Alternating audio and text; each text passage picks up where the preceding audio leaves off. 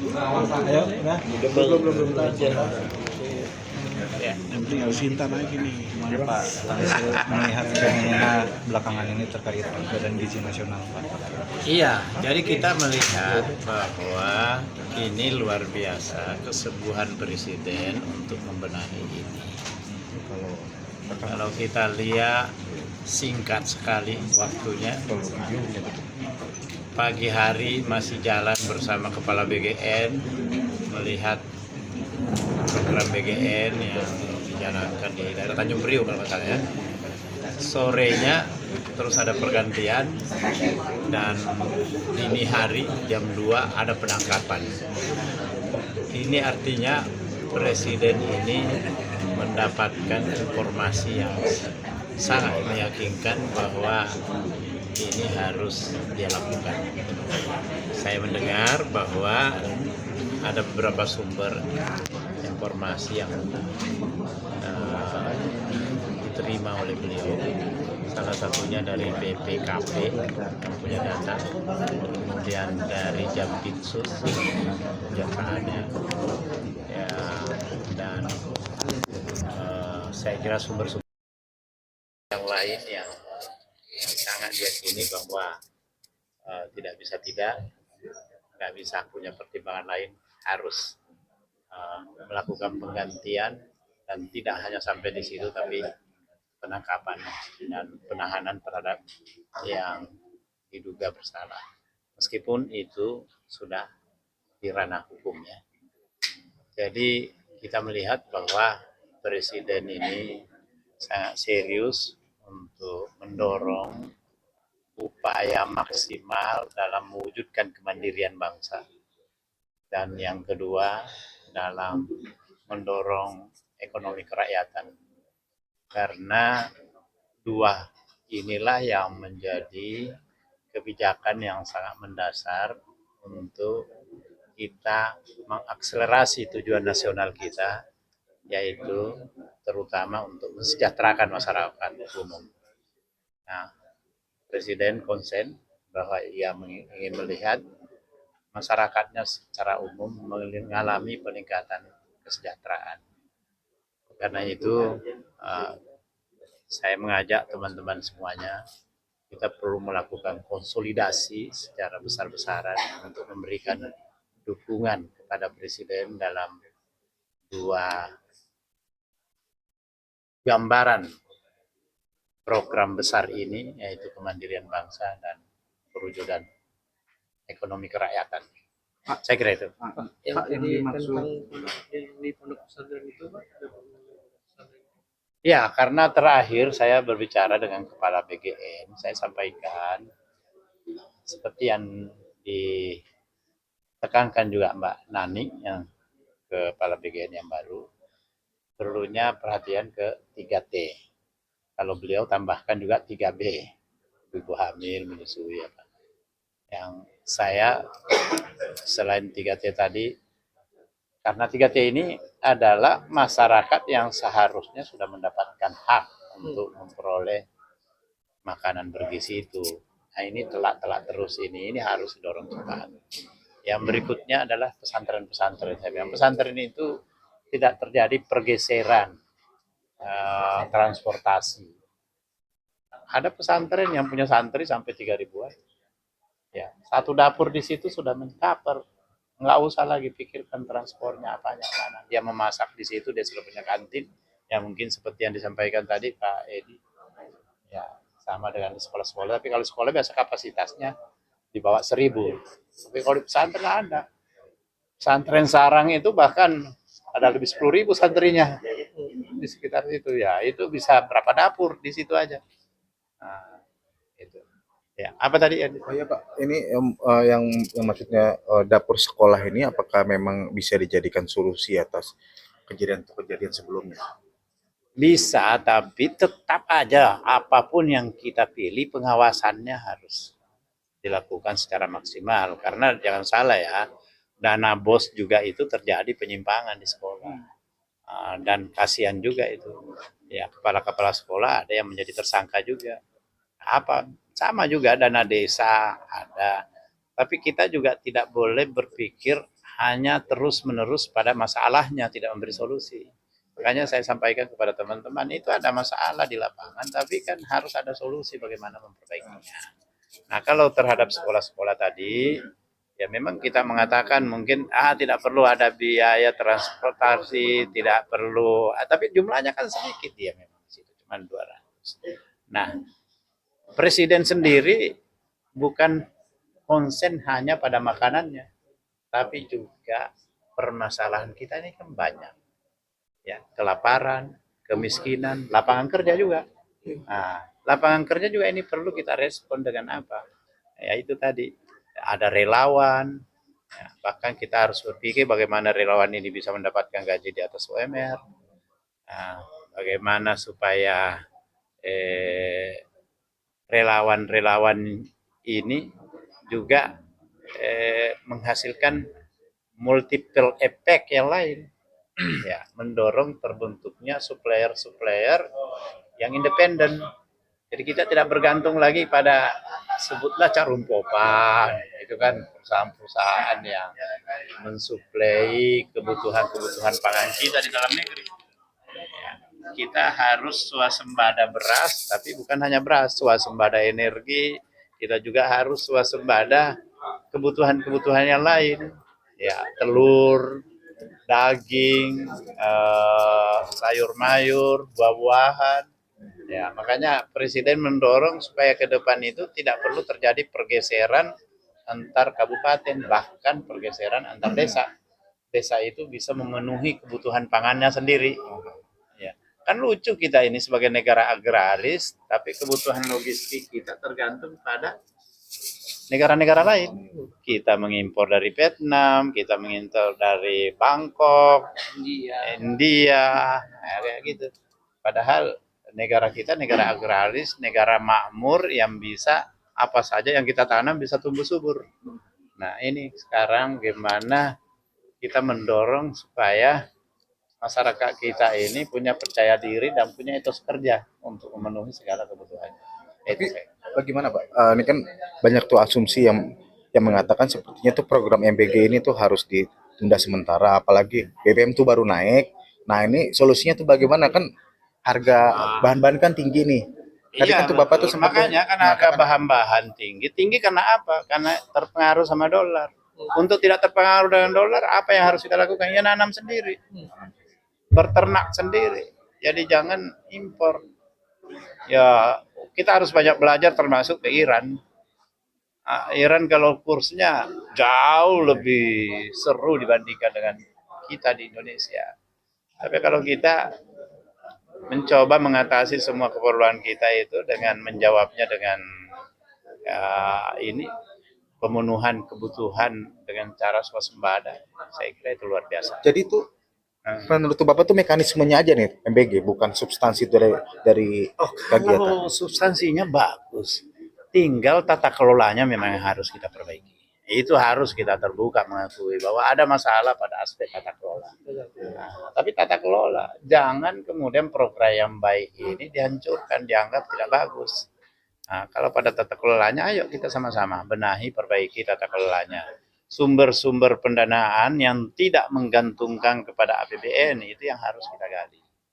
Nah, sekarang Presiden punya terobosan baru dengan membuat peraturan Presiden tentang tata kelola ekspor sumber daya alam. Itu kan luar biasa. Penerimaan negara yang tadinya 11% itu bisa meningkat drastis. Karena itu asumsi saya, kalau ini dijalankan dengan baik, tahun depan APBN kita akan naik secara signifikan. Kalau itu. Perbaikan tata kelolanya itu dari aspek apa saja program itu untuk kepemimpinan BGN? Buat peraturan-peraturan yang lebih jelas. Misalnya terhadap BGN, syarat pembentukannya apanya dibuat aturannya sekarang. Yang melakukan penyimpangannya kayak apa? Saya menghargai langkah-langkah ad hoc yang dilakukan oleh kepala BGN, datang ke lapangan, dia ada salah, langsung dia suspend. Tapi ini tidak cukup dengan itu, harus dibuat.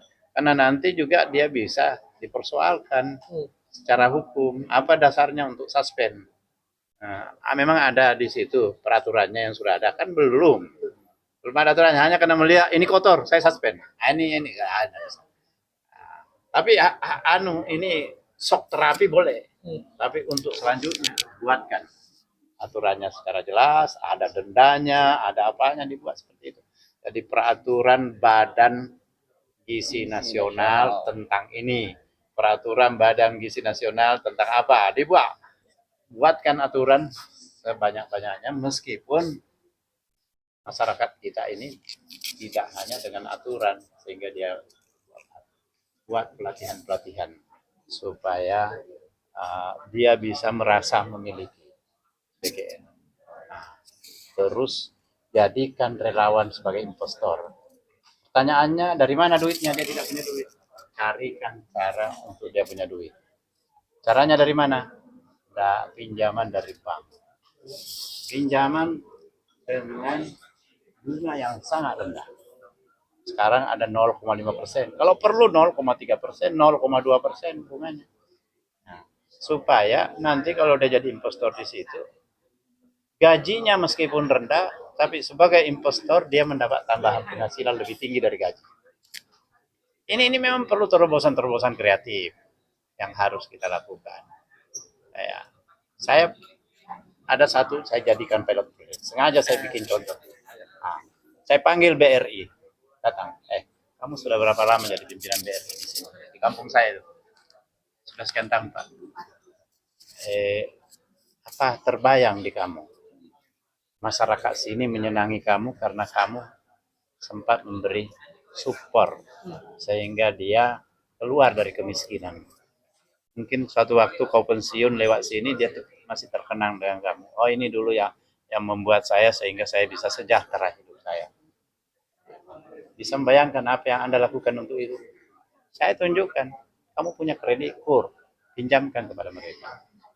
Nah, setelah diinventarisir, rakyat kita ini juga memang banyak masalah juga. Masalahnya apa? Dia beli HP, pinjam uang dari bank. Setelah dapat HP-nya, dia lupa bayar ansurannya. Akhirnya terdaftar dia sebagai BI checking. Nah, dia beli panci. Nah, dia pinjam uang untuk bayar utang. Utangnya sendiri yang ini tidak bisa dia bayar. Jadi itu banyak masalah seperti itu. Tapi itu kita carikan jalan. Oke, kita bantu bayarin utangmu. Tapi setelah utangmu nanti, setelah uangmu cair, bayar utangmu. Kemudian sisanya investasikan. Investasinya menghasilkan. Ini memang harus ada. Saya sekarang buat pelatihan. Saya buat yayasan, namanya Yayasan Rumah Pemberdayaan Masyarakat. Jadi ini semua masyarakat yang harus kita berdayakan. Caranya apa? Berikan penyuluhan, bimbingan. Anda nggak tahu. Kemarin saya ketemu dengan Wakil Menteri UMKM, ya, yang sekaligus saya tahu beliau komisaris BRI. Dan saya tahu dapilnya di mana. Jadi saya sampaikan, di dapil Anda ini itu pinjaman online itu tinggi sekali. Nomor 2 tertinggi di Indonesia setelah Jawa Barat. Terus saya pernah melakukan survei, riset kecil-kecil, ada 2.000 orang yang menikah 2 tahun lalu. Kemudian setahun berikutnya kita datangi itu yang menikah itu, ternyata 1.000 yang sudah bercerai karena judi online, sama pinjaman online, sama rentenir. Itu. Pak, satu lagi Pak, yang Pak Tamsil menyinggung soal uang gitu Pak. Beberapa waktu lalu Pak Purbaya itu udah berencana memangkas anggaran bagian ini. Enggak apa-apa kalau memang perlu untuk dipangkas, tapi Pak Purbaya harus mencarikan juga solusi supaya jangan berhenti. Solusinya apa? Itu tadi dana CSR. Tadi Pak Said Didu, mantan Sekretaris Menteri BUMN, membenarkan BUMN itu tinggi sekali CSR. Potong semua CSR yang disalurkan ke politisi, yang disalurkan ke pejabat, kemana? Hentikan itu. Arahkan kepada BGN semua. Itu salah satu. Yang kedua, usulan saya, relawan carikan bantuan pinjaman dari bank. Itu tidak menggunakan BBM. Jadi sebenarnya banyak yang kita bisa lakukan untuk itu. Yang penting ada political will. Dan ini ada karena Presiden sudah menginstruksikan itu. yang terkait dengan pinjaman Presiden saya sudah pernah sampaikan OJK mestinya punya peran. OJK sudah setuju. Ada deputi di OJK itu deputi percepatan pembangunan daerah. Itu bisa mendorong bank-bank di daerah untuk mensupport. Ini BGN ini cukup tinggi.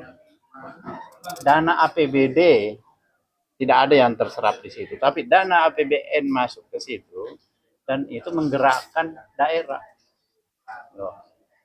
Coba ada daerah yang dana BGN-nya lebih tinggi daripada APBD-nya, daripada PAD-nya, apalagi itu ada. Kayak NTT itu saya tahu itu lebih tinggi itu.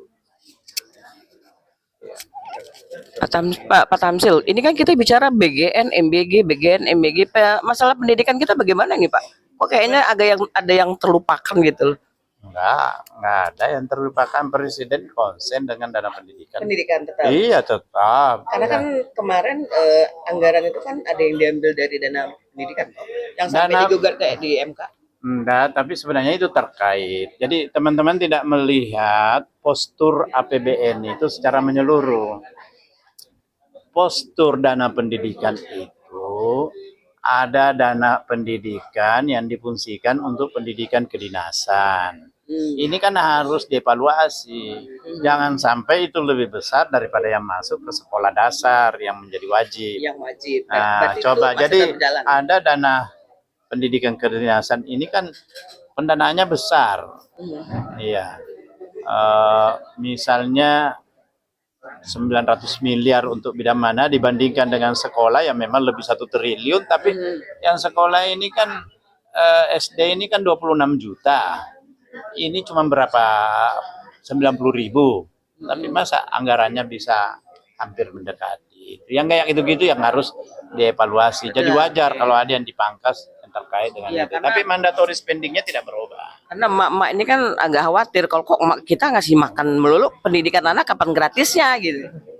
Loh, pendidikan anak kan udah gratis. SD sampai berapa tahun udah. Ya kalau ada yang menyimpang sekarang ini beasiswa ada KIPKA, ada PIP, ada LPDP, sampai S3 ada yang dibiayai. Berarti itu harus kita sosialisasikan juga. Harus sosialisasikan. Iya. Dan kalau Anda punya misalnya untuk LPDP untuk studi ke luar negeri apa segala macam ada. Dan saya termasuk yang merekomendasikan, karena pendiri LPDP itu saya. Iya. Sama Pak Hari Asar Asis dulu yang terus menerus almarhum itu. Jadi saya waktu itu sebagai wakil ketua Banggar, Pak Hari ketuanya. Berarti ini kan bisa untuk mengcounter Iya. masyarakat yang ngomong bahwa MBG melulu masalah perut terus yang diinin gitu kan Pak. Iya, tapi kita juga memang melihat bahwa Kebutuhan. ini kebutuhan. Iya. Ini kebutuhan. Baik. Iya. kenaikan pertamax sendiri langsung di atas. Oh iya betul. Udah